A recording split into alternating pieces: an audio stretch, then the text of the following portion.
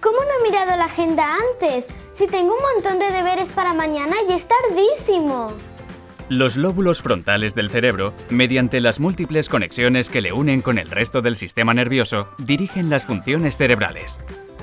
De todas las funciones cognitivas, las ejecutivas son las más complejas y son las que nos permiten tomar decisiones, planificarnos y desarrollar una vida social adecuada. Llamamos funciones ejecutivas a activarse y organizarse para iniciar una tarea. Centrar la atención.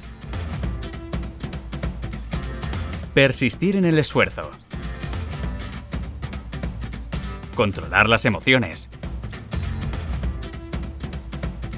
Retener momentáneamente la información. Y analizar y reconducir la acción. Gestionar adecuadamente estas funciones es lo que diferencia al niño y al adolescente del adulto.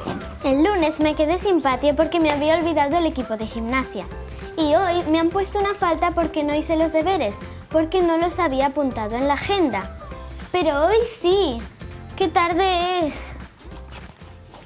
A muchos niños les cuesta enormemente aprender a organizarse, apuntar los deberes en la agenda, cumplir los plazos de entrega de los trabajos. Esforzándose mucho lo llegan a conseguir 2 o 3 días y pese a las reprimendas de sus padres y los profesores, vuelven a ser un verdadero caos.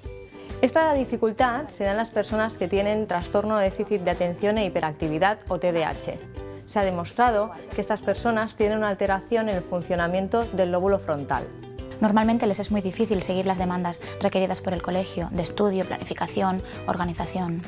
El tratamiento en la infancia es fundamental para prevenir fracaso escolar, baja autoestima y problemas en las relaciones sociales. Me estoy haciendo un esquema de todo lo que tengo que hacer. Últimamente ando muy despistada.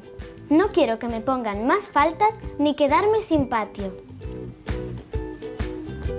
Una información de la Unidad de Trastornos del Aprendizaje Escolar del Hospital Sant Joan de Déu. Sigue la serie aquí.